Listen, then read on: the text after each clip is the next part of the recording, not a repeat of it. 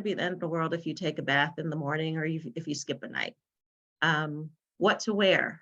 Children like to pick out their clothes at this age. Some of them are budding fashionistas or designers, and they have an eye for color and patterns and all that. Many of them are not.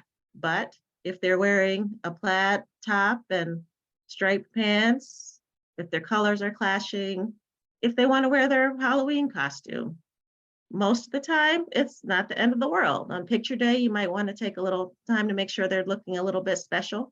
But the other days when it's really, temperature appropriate for them to wear what they want to wear, go ahead and let them pick out their clothes, and don't worry too much if they're not matching or if they're not wearing the outfit that you wanted them to wear, unless it's a special occasion or a time when you really need them to look a certain way. Keep their choices kind of limited and simple. So you don't want to open your child's closet and say, pick out anything you want to wear, but maybe you say, okay, you can wear these two things. For dinner, you don't want to say, what do you want for dinner? You want to say, do you want this? Do you want A or B for dinner? That way they get to have a choice. And then that also gives you some control in how healthy and nutritious your meals are, but it's not the whole pantry. Children can get overwhelmed by too many choices at this time. So a lot of times I've seen parents asking their children to decide what they want about, or, what do you want to eat? What do you want to wear? And those sometimes lead to meltdowns, but that's because there's just too many choices. So keeping those choices, narrow and giving them a few and giving them some boundaries for the choices will usually work out better. Setting limits for that independence is important. There are some things that a preschooler is going to be able to do safely with supervision. There are some things that are absolutely a no-no. So they need to understand that, especially because 3, 4, and 5, you're not necessarily in the room every second. You might feel like you can walk away and come back, or check on something and come back. So you really want your preschooler to know, I shouldn't be touching certain things. I shouldn't be playing with certain things. I shouldn't be leaving this area. You want them to know what their limits are so that they can play within that area safely, and that you can feel like, they're going to be safe in the area. And also keeping some structure to the day helps. Preschoolers do not want to nap a lot of the time. They mostly still need to nap during the day. So even if you build some quiet time into the day or some downtime, it may not turn into a nap, but it turns into some time where they're quiet and doing a quiet activity like reading with you, maybe coloring, but something that's not as active that allows them to just kind of have a break during the day is helpful. And it helps with bedtime too. I had another point that I wanted to make. That also helps with meals. If you're eating meals at the same time every day, if you're sitting down in the same place, just all of that structure, as much as they want to have that independence, they want to assert that independence, they really still need us to set those boundaries to feel secure. Preschoolers are developing their gross motor skills. I know all of you who have preschoolers that they're running, they're jumping, they're climbing, they're walking up and down the stairs. At 3, they're able to do all of those things, but their balance isn't quite there yet. So you might think that your 3-year-old is a little clumsy, but it's normal for 3-year-olds to still kind of trip over their own feet, to fall quite a bit. It's not normal for a preschooler who wasn't really having balance issues to start having balance issues. But if they're still developing and moving towards that balance, then that's pretty normal. By 4 and 5, they're pretty good with balance and agility. And a 4 or 5-year-old is pretty much on the level of an adult as far as things that they can do with gross motor skills. So you take a 3-year-old to the playground, they may not be able to climb to the top of the jungle gym or walk along a beam. They may not be able to pump their legs when they swim, when they're on the swings. They may not be able to do a lot of those things that require a little bit more coordination. But by 4 and 5, you'll really start to see those skills developing. So they'll be skipping and hopping. They may even be able to jump rope and jump in and do more things that require a little bit more coordination. This is a time where a lot of parents will find that they're getting a lot of exercise because they are right along with their preschooler at the playground, on the swings, jumping, climbing, and doing all of those things. So there's benefit. The family gets some exercise and some time together. Usually it leads to a good nap too if you have enough playtime during the day. We want you to encourage that independent movement, but also remembering safety and remembering what's appropriate for their age. Fine motor skills are developing during this time too. So most 3-year-olds can hold a pencil or a pen or a crayon correctly. They can hold utensils, feeding utensils correctly. Their drawing and writing skills are still working on that. So they can usually copy. If you draw a circle, your 3-year-old should be able to copy a circle. It may not be perfect. If you copy a cross, they should be able to do that. Their lines should be pretty straight. When they're coloring, they're still kind of going out of the lines, but they may be trying to stay in the lines a little bit more. When they're building with their blocks or their Legos, their structures are getting a little bit more elaborate. They're getting taller. They may have different parts and go off into different directions. And they really want to have some independence with dressing themselves, getting undressed, learning how to do buttons and zippers, put on their own coats. So allowing them to have some independence, and that is a good idea too. Sometimes you don't have the time. Sometimes you're getting ready in the morning, you got to get out of the house. So it's really not feasible for you to allow your child to figure out how to put on all their clothes. So maybe you allow them to put on something while you go and run and do something else. And then you come back and say, okay, now we've got to get ready. It's time to go. But even allowing them to even try sometimes will make things go a little bit easier. Putting on their coat, for example, you can put the coat on and start to zip, but then let them finish. Doing buttons, you can start the buttoning, but let them finish. Just letting them have that little bit of independence just really bolsters their self-esteem and makes them feel in control and makes them feel really good about themselves. Eating is a big, I don't want to say problem area for preschoolers, but it can be a challenge because along with all this independence and need to kind of assert themselves in the world comes the battles sometimes between what we're going to eat, what's good for you, what's not good for you. And it can be stressful.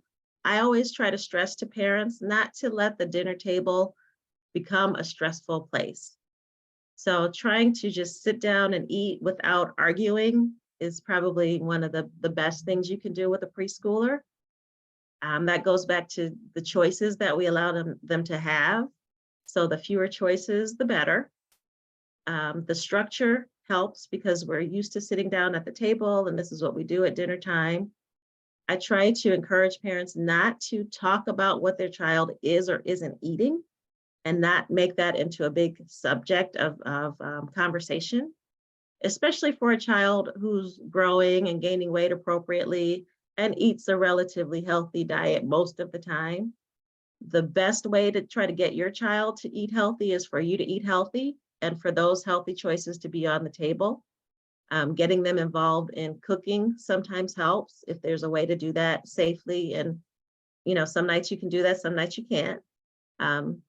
Preschoolers like finger foods and things that they can dip into sauces. So a lot of times you can get them to eat vegetables or fruit by cutting things into strips or pieces that they can dip into ranch dressing, hummus sometimes if you don't tell them what it is, but just trying to get them to be a little bit more interactive. They like food that comes in shapes. So if it's reasonable to get a cookie cutter and maybe cut sandwiches into shapes, that's another way to try to get them to be a little bit more excited about eating. And most of the time when I see a preschooler whose parents are really worried about what they're eating, and I sit down and talk to them and get a little bit more of a detailed diet history, it's not as bad as they think it is.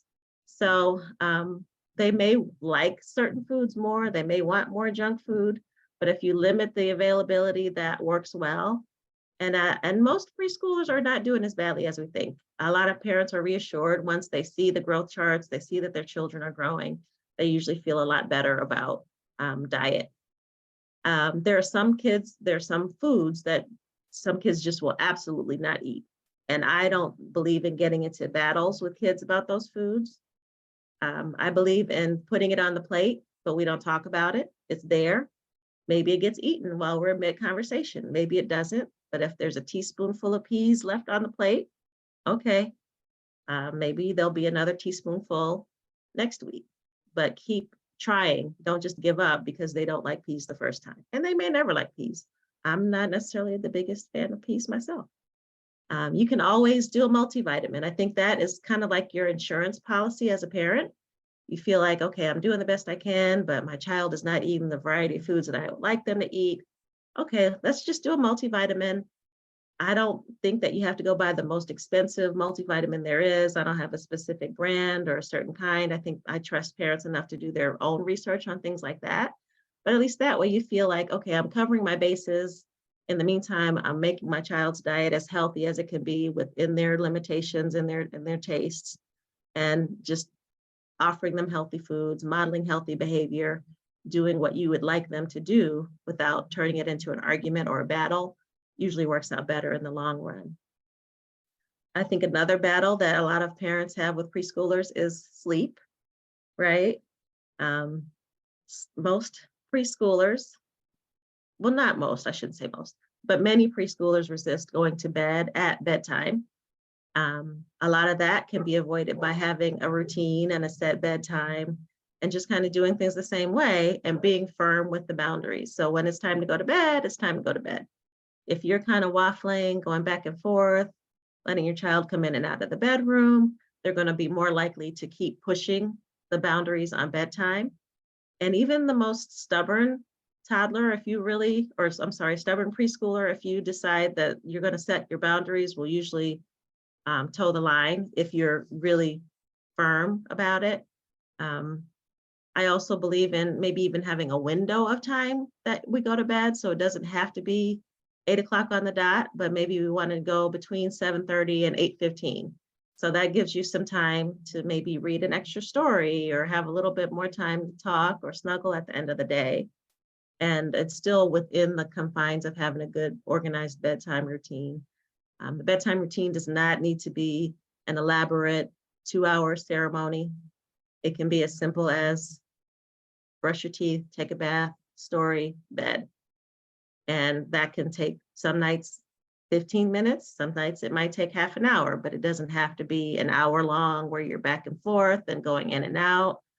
A lot of children with the imagination that's peaking at this time and developing at this time will be afraid of things. So as a parent, I think sometimes our default is to try to minimize those fears and kind of take them on for our children.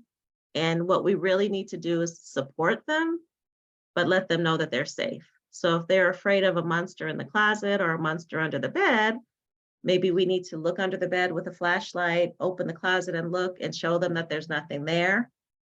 And also reassure them that they are okay, that you're not leaving, forever, you'll be back. And even coming back a few minutes later to check on them is kind of reassuring. So let's say, okay, I know you're afraid, but we checked under the bed, we looked in the closet, there's nothing here. So I'm going to step out for a few minutes, but I'll come back in and check on you. And then you going back to check on them is reassuring. They know that you're going to keep your word. They will feel a little bit better about those things that are kind of scary. We talked in our other sessions about limiting screen time.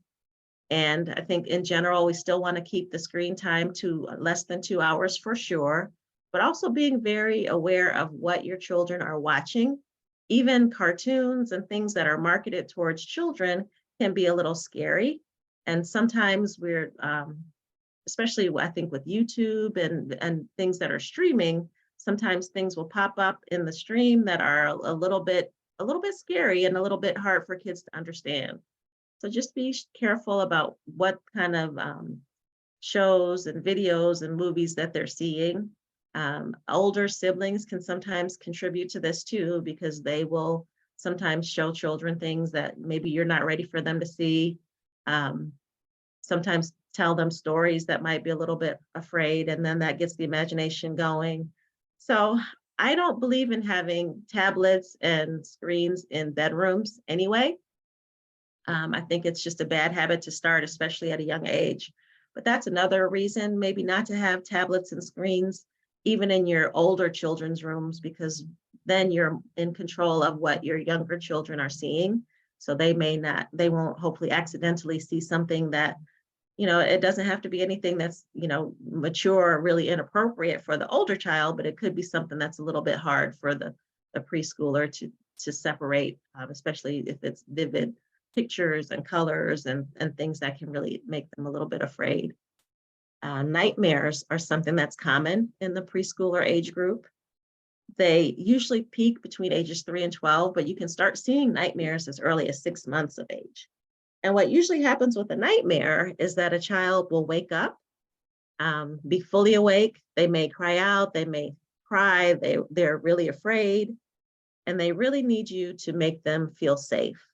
So coming in, comforting them, maybe sitting with them for a little while, trying some of the same tactics that we talked about a few minutes ago, checking the room and trying to make sure that they feel safe in the room, and then going out and coming back and saying, I'll be back in a few minutes to check on you.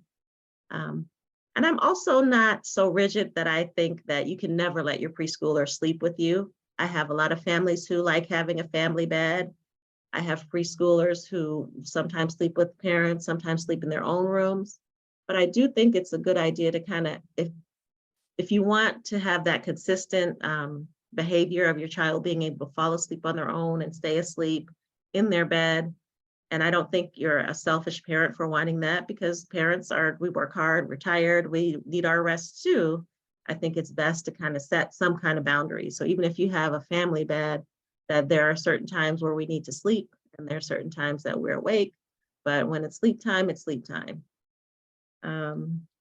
Night terrors are something that are really scary for parents because they can be very dramatic. You see those in toddlers and preschoolers. And the difference between a night terror and a nightmare is that the child is not awake during the night terror. So they may have their eyes wide open. It may seem like they're looking right at you, but a lot of times they kind of have a glazed expression, or their eyes look a little glassy.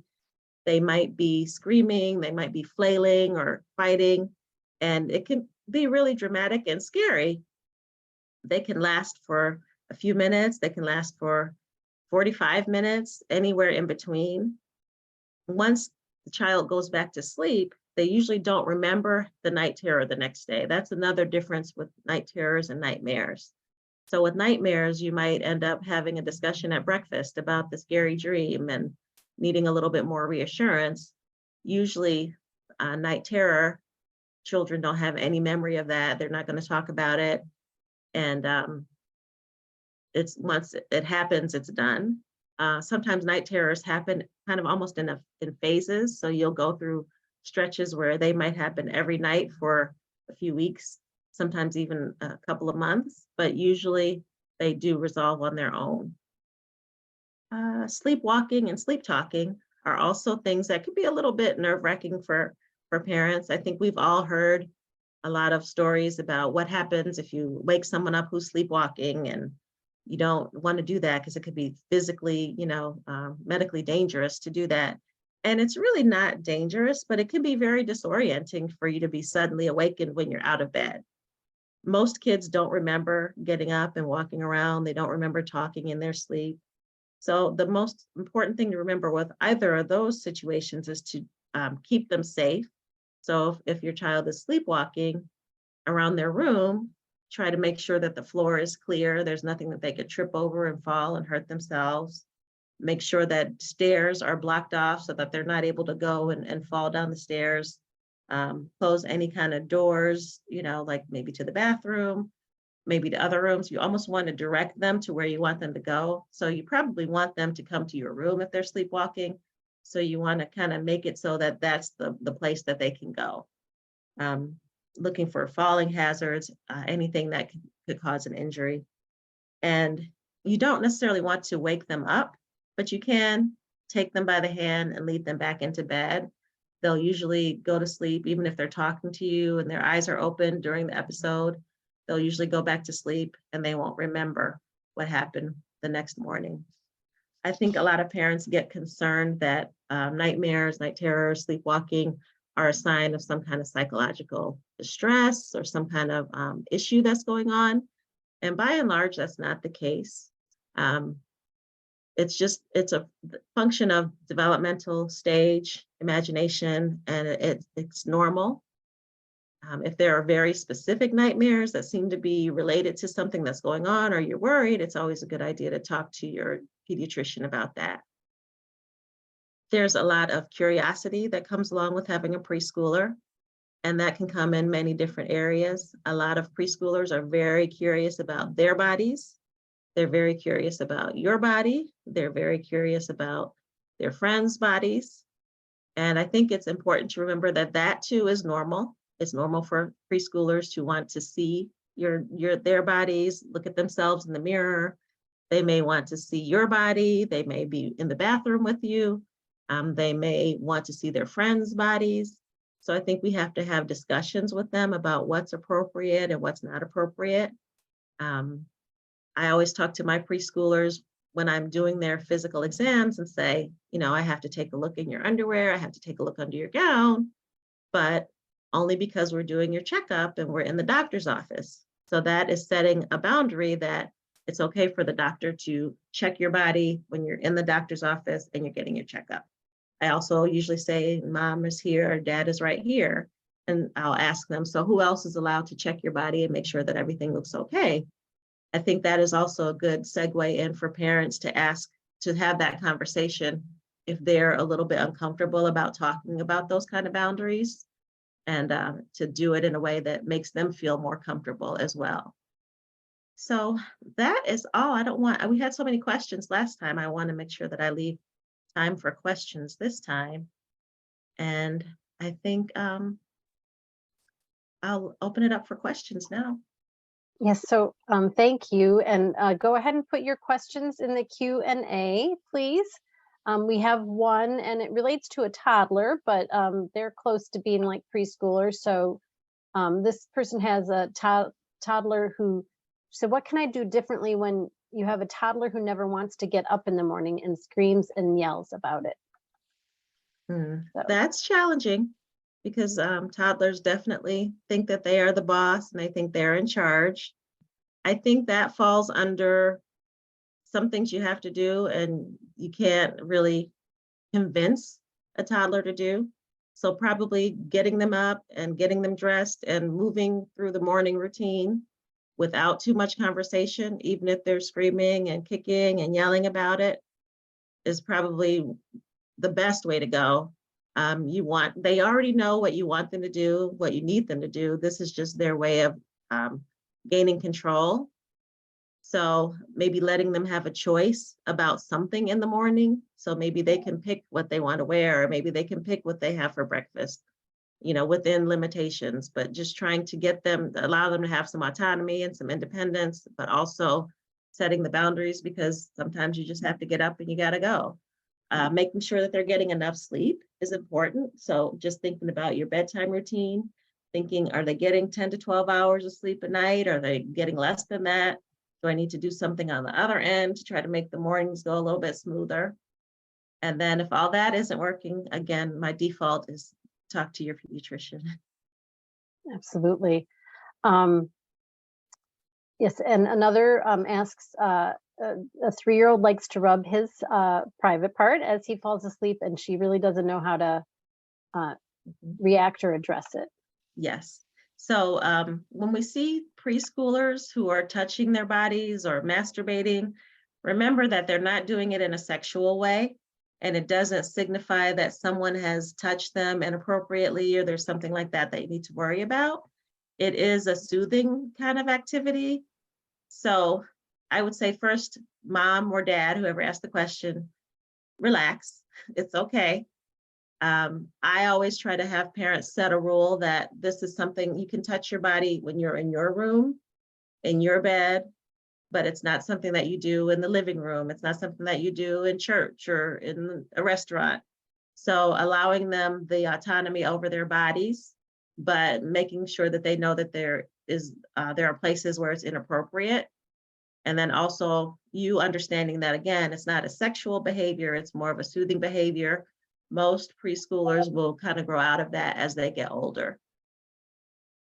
Okay, great. Thank you. And can you give advice on how to deal with very strong-willed kids? I have 2 girls, one is 2 and one is 4, and both very strong-willed. Mhm. So as the mother of a strong-willed, now young adult, I think my daughter taught me a lot about letting things go and picking my battles. So allowing them to have some choices when it's reasonable, being firm with boundaries, encouraging their willfulness to a degree, because you want them to be strong-willed, especially with girls. I think girls are often socialized to be passive and to be nice and be sweet and not assert themselves and stand up for what they want. So you don't want to completely get rid of that, but giving them choices within limitations, letting them express themselves, because it can be very frustrating for a toddler or preschooler who really want something and they really feel like they deserve it and they need it and they're being told no. But allowing them to express that frustration to a degree, but not allowing that to turn into you backtracking on what you said. So if you mean it, say it. If you don't mean it, don't say it. If the answer is maybe, then you give a maybe. But if it's yes or no, it's got to be, if it's no, you've got to be firm with it so that they know that, okay, I have some choices, but sometimes I just have to do what's expected of me. And that's that. There's no explanation. That's just the way it is. Yeah, I would agree with that. And again, like she had been talking about earlier, giving them 2 choices that are acceptable to you to make, so that whichever one they feel like they have some autonomy or some say, but it's within what you think is reasonable and what you can manage, and then catch them being good. So reinforce the behavior that you want to see.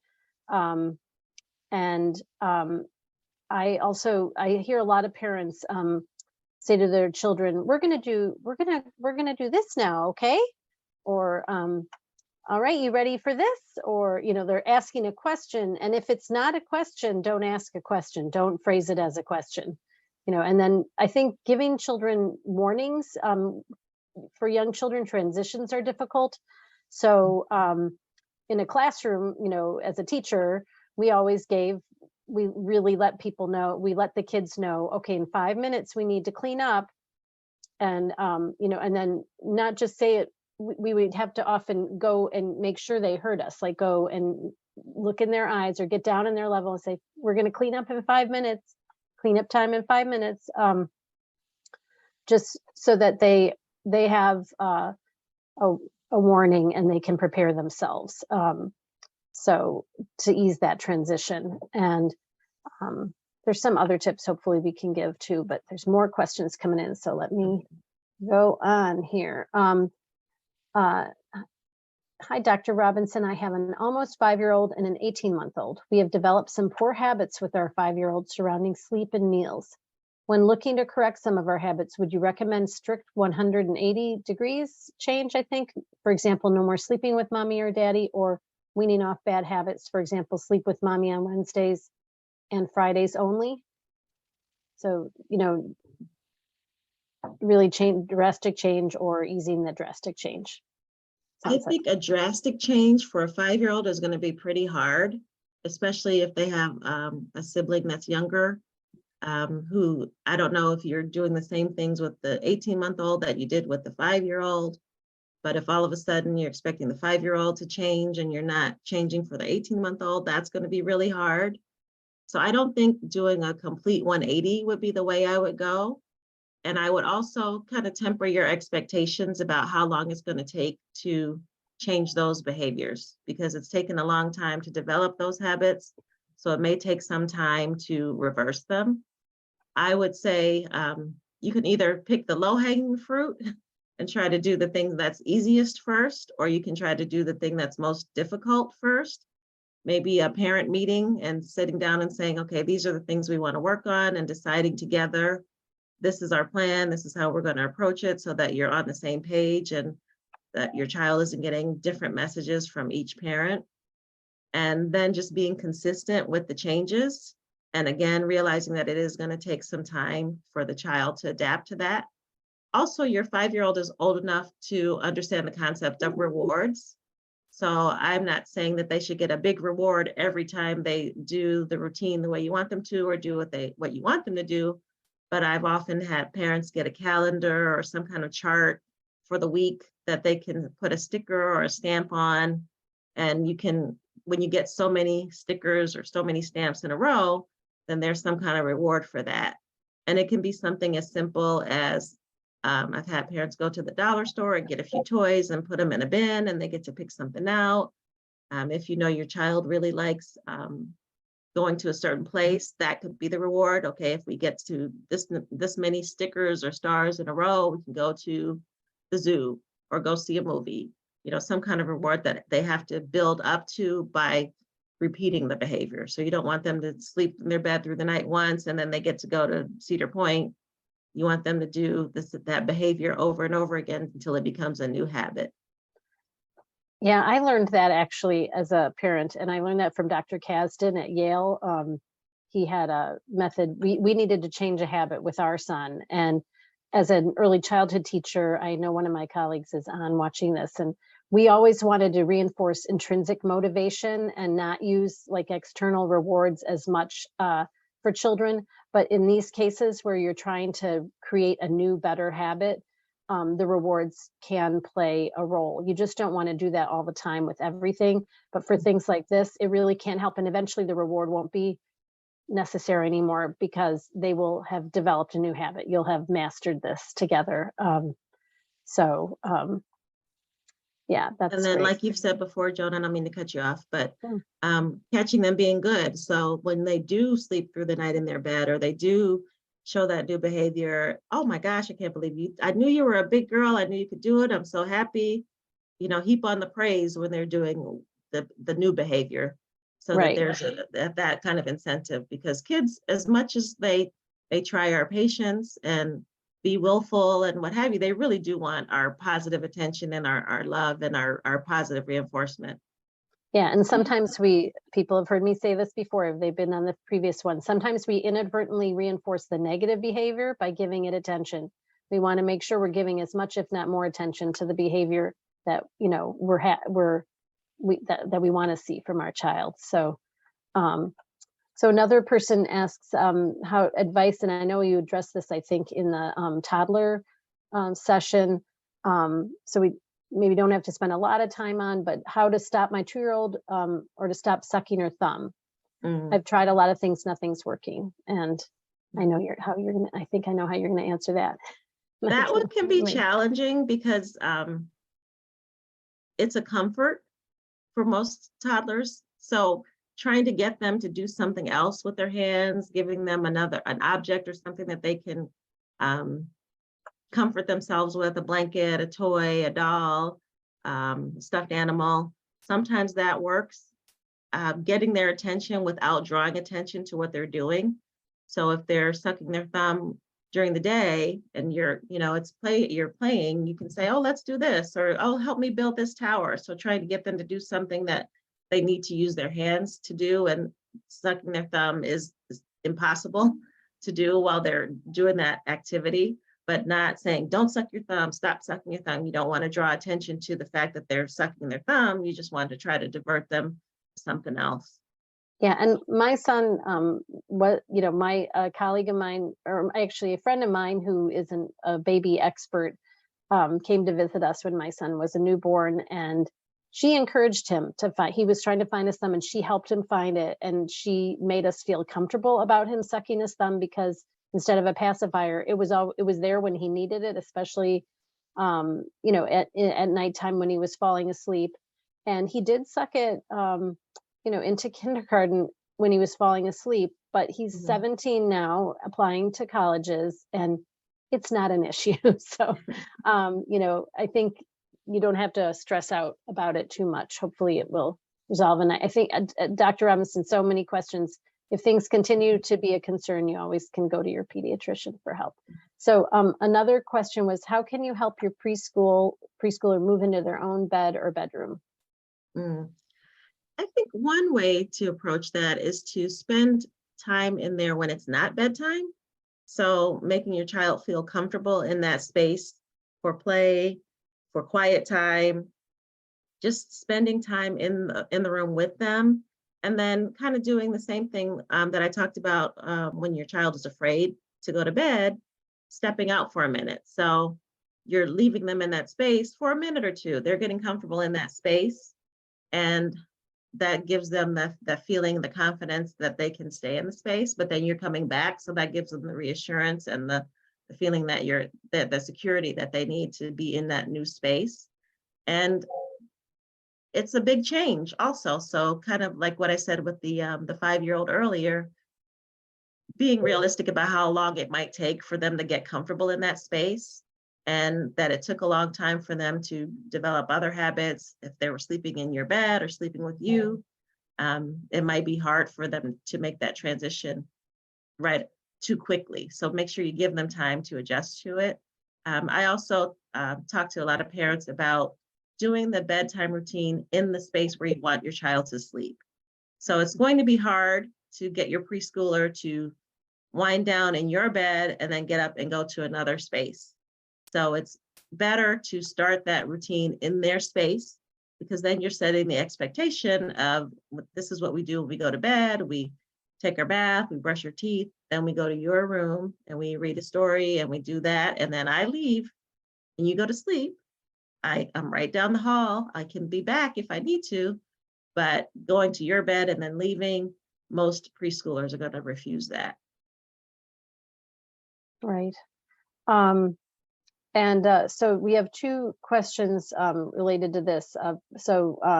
One is a 3-year-old and one is a 4-year-old. So the 4-year-old has tampers that get aggressive with hitting and trying to bite and screaming and taking a while to calm down. Any recommendations for the parent on how to handle this? And we did cover this too in the toddler section, but we will, the toddler program, but so these are 3 and 4-year-olds.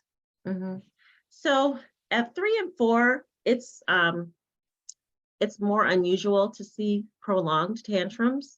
It's more developmentally appropriate in the toddler stage than it is at the preschool stage. But it also kind of depends on how the tantrums have been reacted to up until that point. So if you have a preschooler who's gotten used to people giving the tantrums a lot of attention, if they've been able to manipulate or get what they want by throwing a tantrum, we do what works. So we're going to be more likely to continue that behavior if it works for us and if it gives us the benefit or the payoff that we thought it would. Going back to what I talked about, having structure and routine, that usually helps with that behavior because your toddler knows what to expect for the day. And I know it's not possible to have the exact same routine every day, just within reason. We do things, we eat, we play a little bit, we have a quiet time, just kind of in the same order. It doesn't have to be to the minute that we do this at 12 o'clock and we do this at 1:30. And setting those kind of boundaries helps. Making sure that your child is getting enough sleep at night. Really, they need to be getting that 10 to 12 hour stretch at night. And again, this is where they don't want to take a nap, but they usually need to take a nap. Helps during the day. Toddlers or preschoolers rather, you'll sometimes notice that when they're overtired, you'll see a tantrum then. When they're hungry, you'll see a tantrum then. So trying to think about when the tantrums are happening and what could be leading up to that. So if my child is too sleepy, if they're, if we're not eating, just those kind of things that you think could be triggering. Giving them kind of what Joan said a little while ago, a countdown or a warning for transitions. Transitions can be very hard. If I'm having fun and I don't want to stop doing this, I may throw a tantrum because I don't want to change. If you say, okay, stop, let's go, we've got to get out of the house. But if you say, okay, in 15 minutes, we've got to leave, that gives them time to, they don't necessarily have that concept of time, but they know that there's a limit to what they're doing. And that gives them a time to kind of prepare for the fact that there's going to be a change, there's going to be a transition. they may need help, say you're expecting them to do certain things to get ready for the transitions. They may need help breaking whatever you're wanting them to do into steps, or they're pretty young still, so they might need a little more assistance and guidance. And then they really, Dr. Robinson said this earlier, but children really do find it frightening if they're in control and you're not. They do want limits and reasonable limits and boundaries set. And again, you can do that by giving them limited choices so that they have some autonomy, some say, but ultimately, they don't know that these are two things that you're okay with. They're not getting that far. They just know that you're giving them a couple of choices and they get to have a say in it, and that gives them some sense of control. And again, if it continues, I think Dr. Robinson gave great advice. So if these things don't help, if you can't figure out what the pattern is, you can't make some adjustments that help it. Ask your pediatrician for help. I will say, I remember being on a plane with my child, and he was 4, and he had his heart set on the window seat in the plane because I'd purposely got him a window seat, and we were anticipating that, and it was a full flight, and we get to our seats, and the window for our window seat was permanently blocked off, the shade, you couldn't raise the shade, it was covered. And so he was obviously really distraught and disappointed, and he started having a screaming fit on the plane.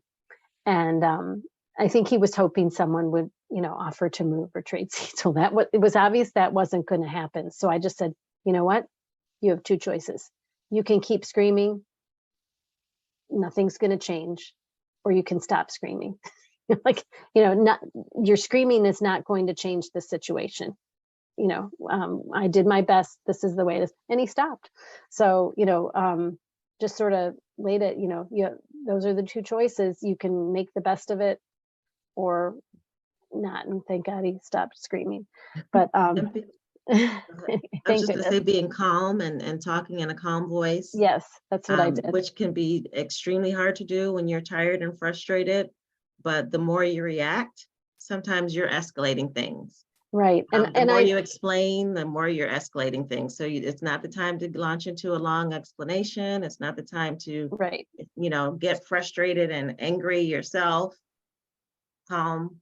Yeah, quiet. I'm sure I acknowledged his disappointment too. I said, I know you're very upset. You really were looking forward to that. This is difficult, but, and then, okay. So the next question, what are the advantages? I was going to say one more thing about the tantrums. Yeah. A lot of times I've seen kids who are showing anxiety with that kind of behavior, aggressive behavior, or tantrums. And it really goes back to them just feeling that lack of control and not knowing how to express that. So again, if they really seem excessive, talk to your pediatrician about that. Yeah. So what are the advantages and disadvantages of sending a preschooler to kindergarten a couple months prior to turning 5? This parent's childcare teachers said that their daughter may be ready to go to kindergarten early. Yeah. I'll let you go first. So I think that answer kind of changes with the time. I think the trend now is to hold children back instead of sending them early. And I don't know that there's a one-size-fits-all answer. There are some 6-year-olds who probably would need a little bit more time before starting kindergarten. And there are some 4 going on 5-year-olds who are ready. So I think if you trust your preschoolers, teachers, and feel good about their recommendations, I think it's okay to start your child in kindergarten a year earlier as they're turning 5. Worst case scenario, let's say they weren't ready and they need to do another year in kindergarten, it's probably better to repeat that on the front end than to do it later on. I think socially, it can be an issue when your child is older. So that wouldn't necessarily come up when they're even in elementary school or But when they get into middle school or high school and their peers are able to do things that are appropriate for their age and your child isn't, that can be a little bit difficult. And then also just maturity level. There can be a lot of difference in maturity level and developmentally appropriate difference in maturity level within a grade.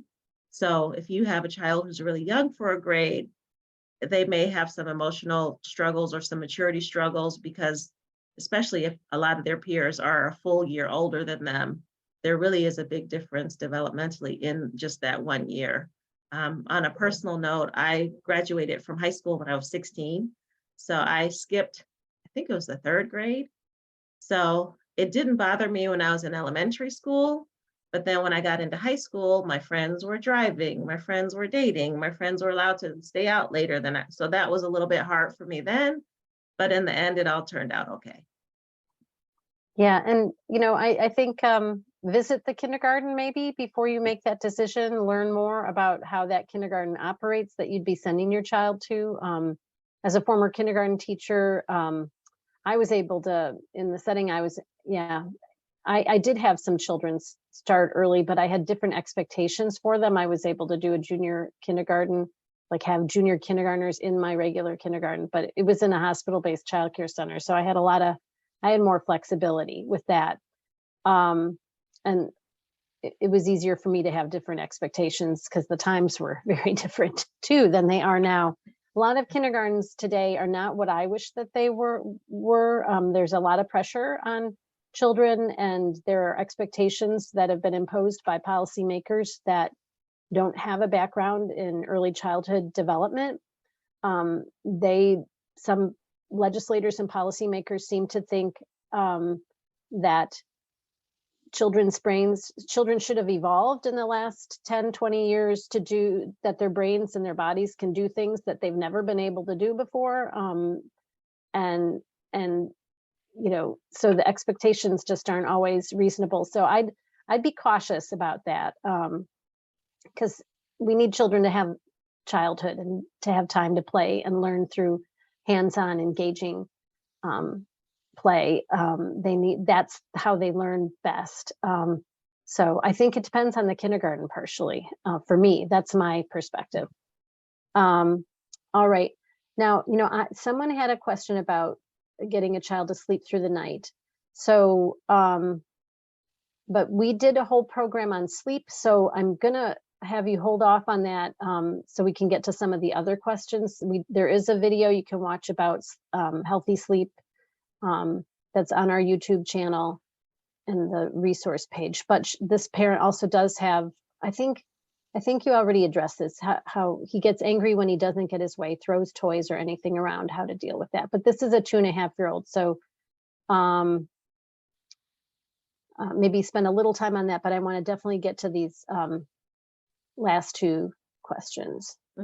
Last few questions. For a 2.5-year-old, that's pretty normal behavior. But if you throw something and then you don't get to play with it anymore for a little while, you're going to stop that because you really want to play. So I think just being firm, taking it away if you're doing something that's dangerous or can hurt someone, then there's no room for any waffling or back and forth with that. You just kind of have to be firm, take it away, ignore that behavior. You don't want to encourage it, and wait it out. If you're patient, then that should go away. And I know I said this, I think, in another one. Another tip that we teachers have is when your child is doing something that you don't want them to do, try to phrase what you do want them to do positively. So tell them what to do. So say they're throwing toys.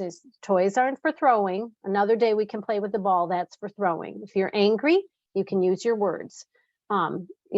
What do you want right now? What do you need? And again, setting those limits, giving the 2 choices that are reasonable.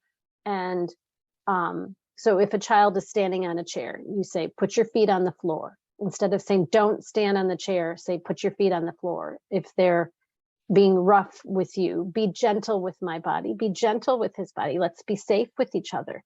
We want to be safe. I want you to feel safe and I want to feel safe, so just trying to find different ways to word things like that. but in a more positive way can help you feel calmer too as it's going on. I do that a lot in the exam room when sometimes I'll have preschoolers who want to stand on the table or they want to, and I say, okay, I need you to sit on your bottom now and Yep. just tell them what I want them to do instead of saying, don't stand on the table, don't touch that, Yep. just redirecting them with what I want them to do. Keep your hands on your own body, is another one that we would say to, our children, if they're like, if a child is, hitting or touching someone, hands on your own body, you want, and yeah, reminding them how they want to be treated. So you're going to treat others that way. We have another question from a parent whose child is 4 years and 1 month old. She's still not potty trained and is very resistant to all of my tactics. I use the same things I used for my boys. She's not falling for any of it. She says things like, I'm a princess, I don't have to go on potty. When I just go ahead and put underwear on her, she uses the underwear as a diaper and just goes in it. Her pediatrician says to just give more time. I have to get her in school though. No faculty will accept her right now. And that's true. Any suggestions? And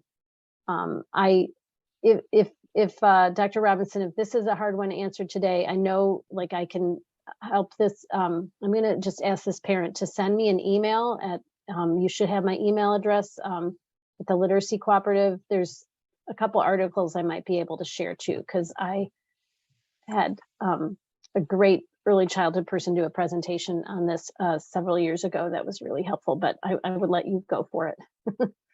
That's a challenging one. That is And you're in challenging. this battle of wills with this preschooler who's decided that she's going to win. I would say don't go back and forth between pull-ups and underwear. If you really want her to be in underwear, know that there's going to be accidents, but once you switch, then you've got to be all in, making her part of the cleanup process. I think most preschoolers are going to get tired of having to help wash their underwear or help clean themselves off when they have an accident or when they purposely go in their underwear. Rewards might work in this case. You've probably tried that, but just working on some kind of incentive to get her to go. Playing into that whole princess thing, since she wants to be a princess, maybe we really lean into that a little bit and allow that to be part of the incentive. And then I would also have questions about constipation issues for this child, because there really are some reasons that make it a little bit harder for children to potty train. I don't know that that's the case here, but I would have some questions about that for your pediatrician too. If she's having constipation issues, sometimes you have to deal with that in order to make real progress with the potty training. And even though she's saying it's because I'm a princess, and that may not be the case. And again, email me. There's some articles from there's a woman named Susan Glazer who she's no longer in the Cleveland area, but she was in a different field. She was in early childhood education, but in the childcare world, a high quality childcare. She guided many families through this, and her workshop was great. But some of what I learned from her, which made it so not stressful when I went through this with my child, was she gave me the words to use of like, you're the boss of your body. I know you can do it. You're ready, like, so, and the same advice as Dr. Robinson, you go all in. This isn't a choice. You're ready. I know you can do this. You're the boss of your body.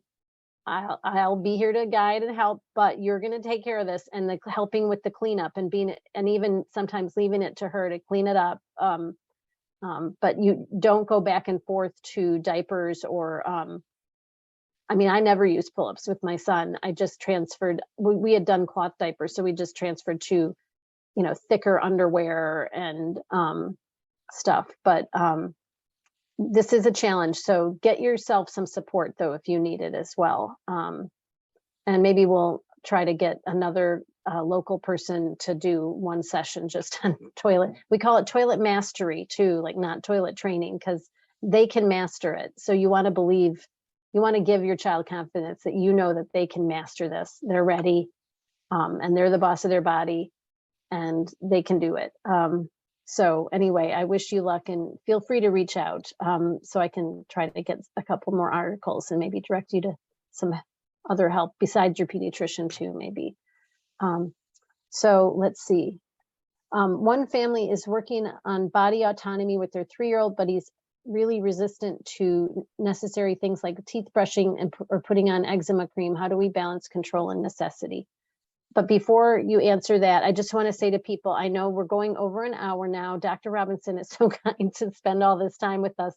I think we're almost done with questions, almost.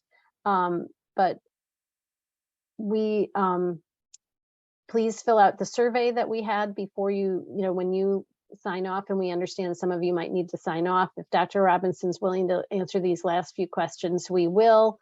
And we want to just thank you for being here this evening and hope that it was helpful. But I just want I put the link for the survey in the chat. So if you can please open that up, and then when you're all done with us here tonight, if you could fill that out, that would be great. So again, this was on body autonomy, and I think some of the ways you answered the other questions probably apply to this, but I'll let you go for it again because reinforcement's good. Allowing your 3-year-old to have choices when it's appropriate. Maybe you get to choose, do you want to brush your teeth first, or do you want to put your eczema cream on first? So that way they're getting to make a choice, and it's a choice about their body, but there are certain things that we have to do. And your 3-year-old isn't going to understand. You don't want to get cavities. You don't want to itch. They're going to understand, okay, you get to do this or this. So giving them a choice, helping them do it themselves. So instead of you putting the eczema cream on, letting them, or you putting it on alone, letting them help you put it on. Maybe they get to put it on a certain area. Maybe they get to rub it in after you get to a certain point, and just making it part of your routine so they know what's coming. So they're expecting, we're going to brush our teeth, we're going to put our cream on, we're going to go to bed, and it just becomes part of the routine.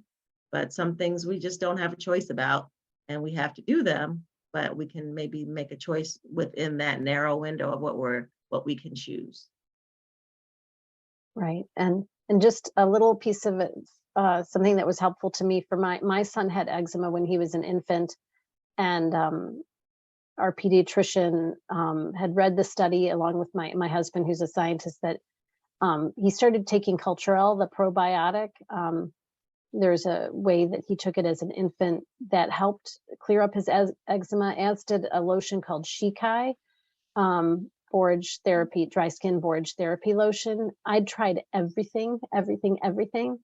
And when we did those two things, he was a basketball, like he had eczema all over his entire body, and those two things cleared it up, and he's 17 a day, and that was from infancy, and he still uses those, and he has minimal issues with eczema. So just I would tell the allergist and the pediatrician always wanted to know about that and write it down, because it was a huge help to me. So and eczema has so many factors to it. It's a lot of times yes. It's like finding the right recipe for your child's skin, and Yeah, really and controlling the itch is probably the most important factor in breaking that cycle, because the more you scratch, right. Oh the yeah, it's more hard. inflamed you get, then the more you scratch, then it just kind of keeps building. Very hard. Yeah. Absolutely. And yeah, so let's see. This one, I think we had this another time too. A lot of the time I have to call my 4-year-old's name several times before she decides to stop ignoring me and actually respond. It can get frustrating at times where my voice gets louder and louder. How can I get her to respond when I need her? I feel like we had a similar question last time. Yeah, I think your 4-year-old has gotten used to the fact that they get multiple chances. So if they know, okay, she doesn't really mean it that first time, but by that 4th time, I better respond. So if you don't want her to respond right at that moment, and you don't really need her, and it's not important, then maybe you just let her keep playing and doing what she's doing. But sometimes you actually have to get in your child's line of sight. Sometimes they're just engrossed in what they're doing. So you really, in order to get their attention, it's not even necessarily that they're being willful or trying to, disobey you, but they're really engrossed in what they're doing. So getting in their line of sight, getting them to look at you. But again, if you really need her to do something, not giving her multiple chances, or maybe giving her a warning, like, okay, in 5 minutes, I'm going to need you to XYZ. So she's got to transition, but don't just keep calling her over and over, because if you need her to do it, you've got to be able to have some urgency sometimes. Yeah, so I know just from teaching, sometimes you just have to go right, like she said, get down on their level and speak to them, make sure they see you and hear you, because they can be really engrossed in what they're doing. Thank you, Dr. Robinson. Another question, I don't watch TV, and with all the screen time young kids now seem to be getting and how much computers are used, would there be any disadvantage to keeping my 2-year-old from watching TV at my house? He watches some educational YouTube at his mom's house. Yeah, good. Absolutely not. No There's no disadvantage. reason that your child has to watch TV or educational videos. So I don't think there's anything wrong with avoiding screen time and doing more activities. I think sometimes it's just being realistic as a parent. Sometimes, okay, I need to cook dinner. I just need him to sit down for 5 minutes, 30 minutes, just till I get this done. I don't have an issue necessarily with that, but I don't think there's any issue at all with avoiding screens altogether.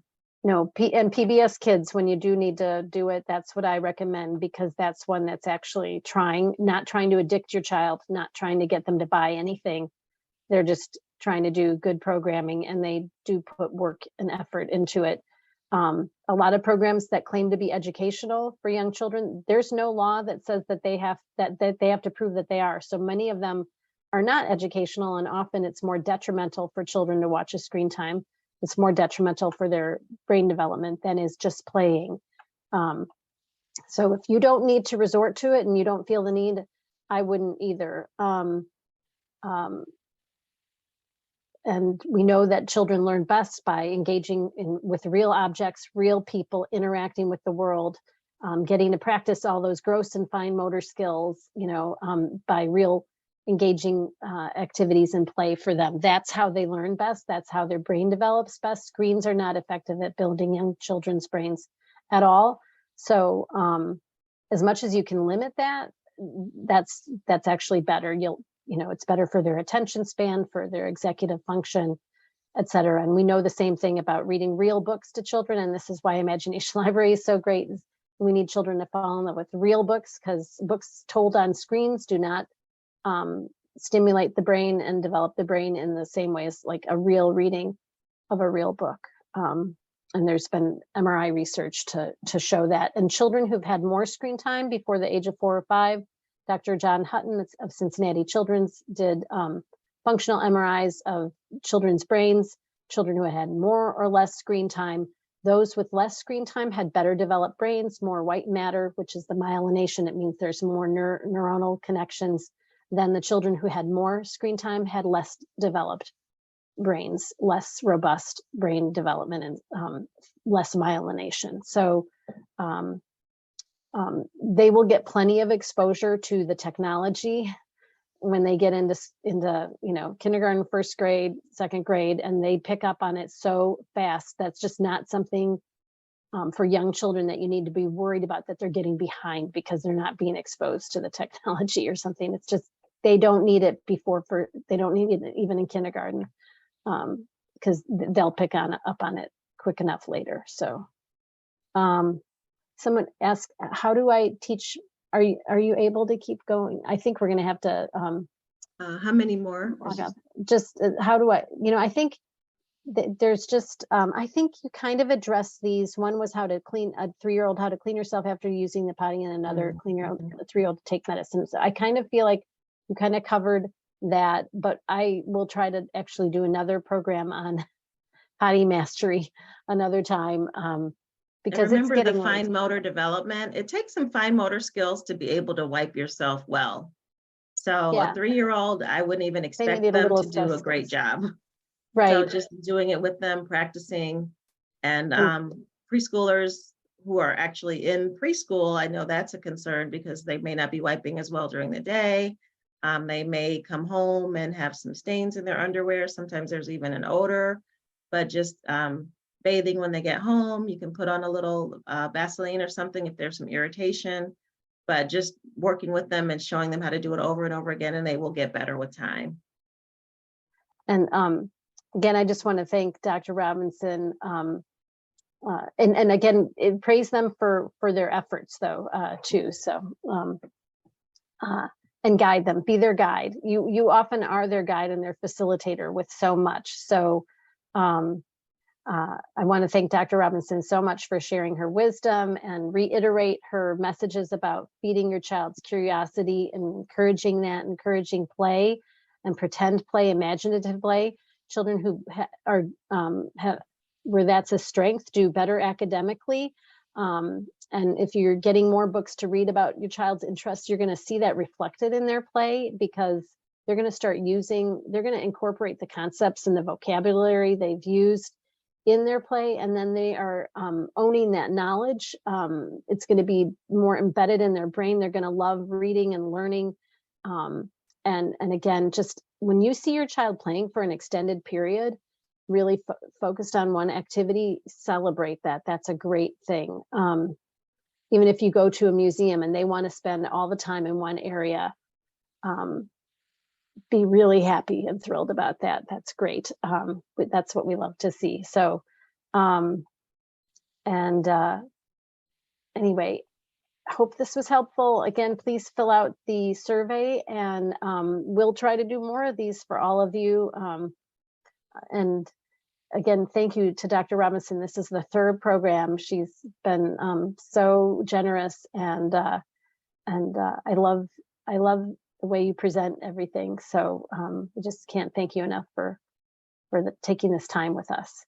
And thank you for giving me the opportunity. It's been really fun, and I hope I helped and gave people some answers. And yeah, it's been great. Absolutely. All right. Thanks, everyone.